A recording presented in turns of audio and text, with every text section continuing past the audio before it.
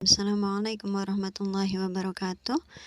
So today we will discuss and learn about the grammatical meaning or the grammatical categories. Okay, so there are some topics we will discuss relating to the grammatical meaning. The first is the notions of grammatical meaning, types of grammatical meaning, grammatical categories, and so on. Yeah, the main thing here, what we will discuss mainly are about the notion, types, and also the grammatical categories. Okay, there are three fundamental notions of grammar. The first is grammatical form, grammatical meanings, and grammatical category. Jadi ada tiga hal yang penting dalam pembahasan grammar. Dari asalnya grammar itu, the first is the grammatical form, meaning, and category. So what are they? We will discuss more later. Okay, the first topic is the notion of grammatical meaning. Okay, what is the notion of grammatical meaning? The words semantic structural meanings divided into two, grammatical and lexical. Berarti secara makna kata itu berdasarkan strukturnya, makna struktur katanya, it is divided into two, the grammatical and also lexical. So what are the difference between those two, between the grammatical meaning and lexical meaning? Nah, here are the differences. Yeah, here are the definition between the lexical and grammatical. Whether lexical meaning is the individual meaning of the word, makna asli dari kata tersebut, individual meaning. Whether grammatical, kalau grammatical itu makna berdasarkan whole class or a subclass, berdasarkan kelas katanya atau berdasarkan grammarnya. Kelas kata seperti apa? Entah itu dari verb, adverb, adjective, and etc. Okay, the examples is the word table. Let's see from the lexical meaning and also from the grammatical meaning. From the lexical meaning, table means a definite piece of furniture. Jadi kalau berdasarkan lexical meaningnya, ya table adalah meja itu sendiri. It's individual meaning. Tapi kalau berdasarkan grammatical meaning, it's the one of thingness as the meaning of the whole class. It is a noun, ya, has the grammatical meaning of subclass countableness. Okay, berdasarkan grammarnya, so table is a noun, ya, dengan subclass countableness. Contohnya, salah satunya. Okay, so a class or a subclass bisa kita sebut ada a verb, adjective, adverb, and etc. A verb, verbality, the ability to denote action or states, pasti. A verb kita tahu itu kata kerja. Adjective, qualitativeness, the ability to denote quality, kata sifat. Adverb, adverbiality, the ability to denote quality of qualities, keterangan, ya, menerangkan sesuatu, menerangkan sebuah kualitas atau sesuatu. So here are the other examples of a grammatical meaning.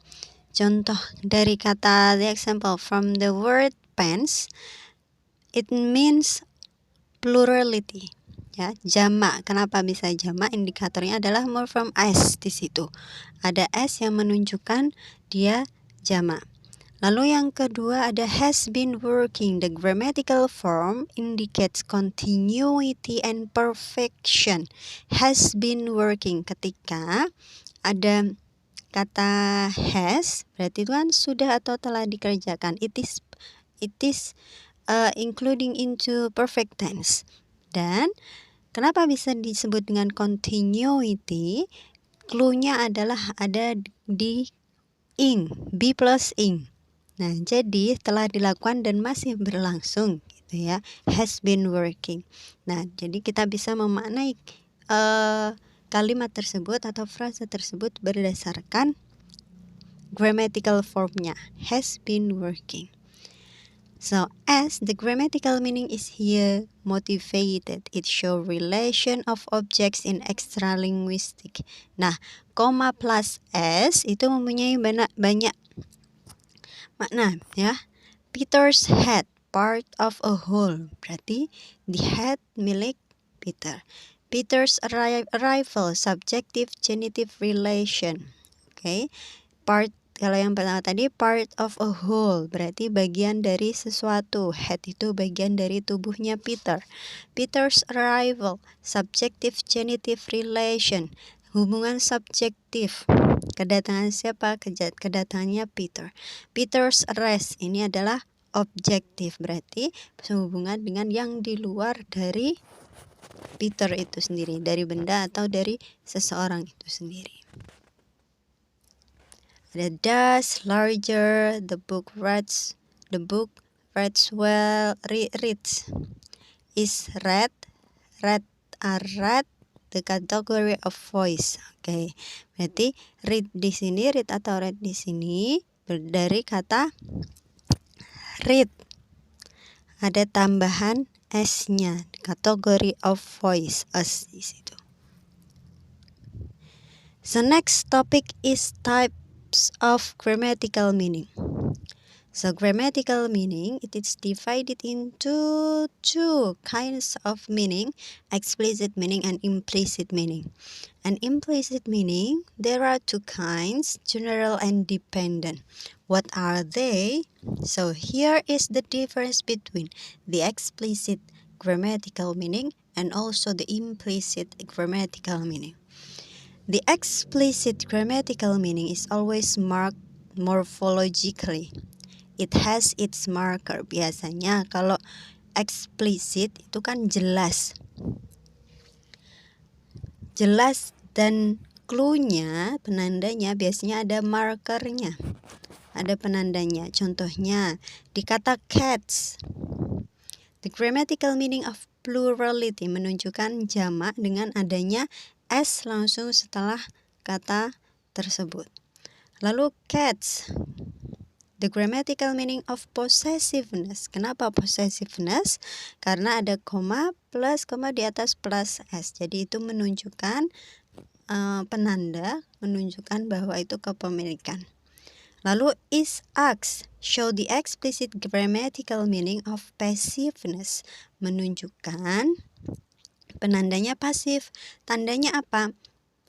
Ada to be, lalu verb 3. To be plus verb 3 berarti itu menunjukkan sesuatu atau kalimat pasif. Nah, itu kita sebut, we call it explicit meaning karena terdapat the exact marker in the sentence dalam kalimat tersebut. Whether implicit meaning isn't expressed formally. Kalau implicit berarti tersirat. Ya, tidak jelas, nyata, tidak diekspresikan, tidak ditulis secara formal atau secara jelas. The word table doesn't contain any hints in its form as to it being inanimate. Kata table tidak ada clue atau apapun di situ yang menunjukkan dalam bentuk katanya yang menunjukkan bahwa kata tersebut inanimate, bukan benda animate gitu ya. So, tadi ada general and dependent, and those are the types of the implicit grammatical meaning.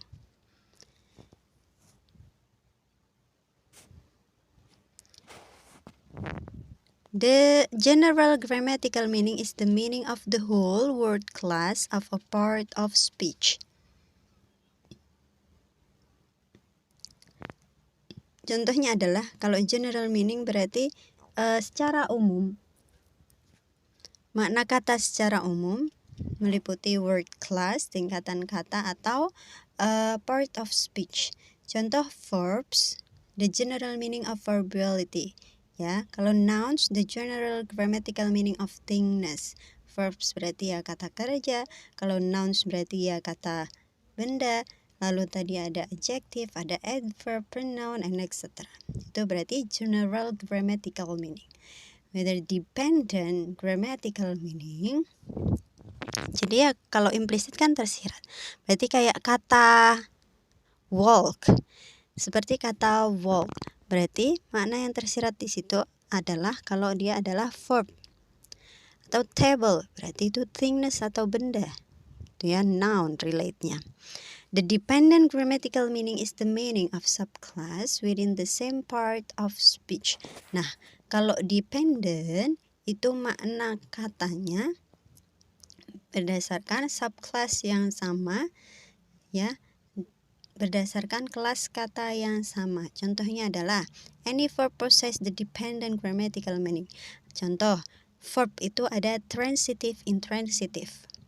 Ya, ada kata kerja transitif, ada kata kerja intransitif. Nah, kebalikannya transitif adalah kebalikan intransitif. Nah, itu disebut dependent grammatical meaning atau terminativeness and non-terminativeness, stativeness or non-stativeness.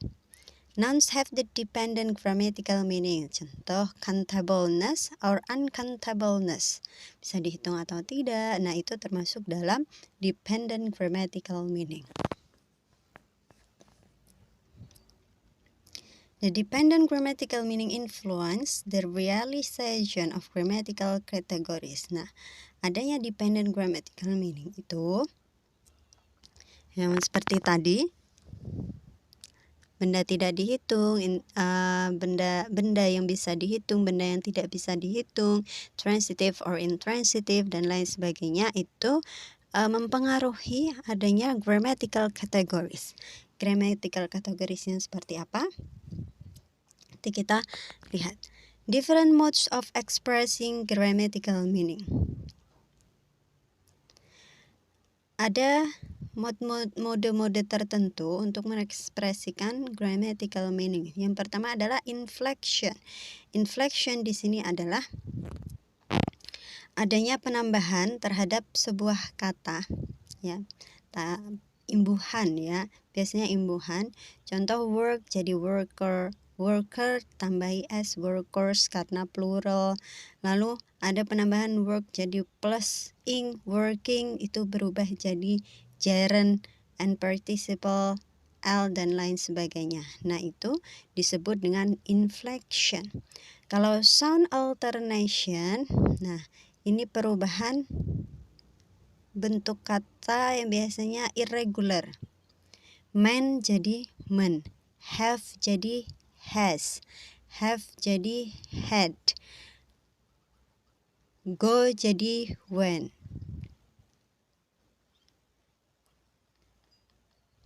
Itu sound alternation. Woman jadi women, child children. Lalu yang ketiga ada analytical means. Nah, analytical forms are always marked with the help of discontinuous morpheme. Jadi biasanya kalau analytical meaning itu ada tambahan seperti have, lalu ada imbuhan on, be plus ing, be plus n. Nah, itu disebut dengan analytical meanings. Kalau sublativity, nah ini perubahan yang tidak teratur tadi, entah itu perubahan noun, pronoun, verb, dan lain sebagainya. Nah, kalau perubahan pronoun, I jadi me, he become him, lalu go jadi went, bad become worse. Nah, itu sublativity. Nah, selanjutnya yang ketiga, topik ketiga adalah grammatical categories. Is a system of expressing a generalized grammatical meaning by means of paradigmatic correlation of grammatical form. Jadi, mengkategorikan makna kata itu sendiri. Ya, The term kategori itu sendiri, category, itu berasal dari Greek word. Okay? Translated as predication. Nah, lalu traditional categories-nya seperti pengkategoriannya, pengklasifikasiannya itu ada gender, number, person, case, tenses, mood, voice, and etc. Jadi kategorinya tuh banyak, entah dilihat dari gendernya, jumlahnya, orangnya, case, tensesnya, mood, voice, dan lain sebagainya. Grammatical categories, their characteristical feature. Fitur karakteristiknya adalah yang pertama, express meaning from the same conceptual domain. Mengekspresikan makna kata dari konsep tertentu, konsep yang sama. Occur in contrast to each other. Biasanya berkebalikan, kontras dengan yang lainnya. Contoh singular and plural, berarti ada perbedaan antara singular and plural. Nah, itu pengkategoriannya. Atau misal jumlah, masih tentang number ya, regular and irregular. Kalau regular number bisa hanya kita menambahkan s atau es. Tapi kalau irregular berarti kita ada perubahan bentuk katanya di situ. Lalu yang the third is are typically expressed in the same fashion. Nah, biasanya bentuknya itu sama, hampir sama. Itu ya. Berarti kategori yang bentuknya hampir sama itu dikategorikan jadi satu. Nah, kalau berbeda berarti itu bukan satu kategori. And the correlation of grammatical category. Conceptual reality, lingual reality, secara konsepnya, secara kebahasaannya, lalu dilihat dari tujuannya. Due to dialectical unity of language and thought, grammatical categories correlate on the one hand with the conceptual categories, on the other hand with the objective reality. Berarti saling berhubungan antara konsep realita, konsep nyatanya, lalu kebahasannya, lalu juga objektif atau tujuannya. Ada selanjutnya referential grammatical categories, those that have reference in the objective reality. Jadi secara reference-nya kemana? Untuk the objective category of time, find its representation in the grammatical category of tenses. Jadi kalau misal menunjukkan waktu, kategorinya waktu, berarti itu relate, berhubungan, reference-nya itu ke tenses ya, ke tenses. In the objective category of quantity, nah berarti kalau quantity, kuantitas, berarti representation itu representasi, refer ke number. Nah, itu disebut dengan referential grammatical category. Lalu ada juga significational grammatical categories, those that do not correspond to anything in the objective reality. Such categories correlate only with conceptual matters. Berarti kalau significational grammatical itu tidak berhubungan dengan objek nyatanya, tujuan nyatanya, tetapi berhubungan dengan hal-hal konseptual. Nah, kalau hal-hal yang konseptual itu secara konsep, maka akan berhubungan, relate sama lingual correlate.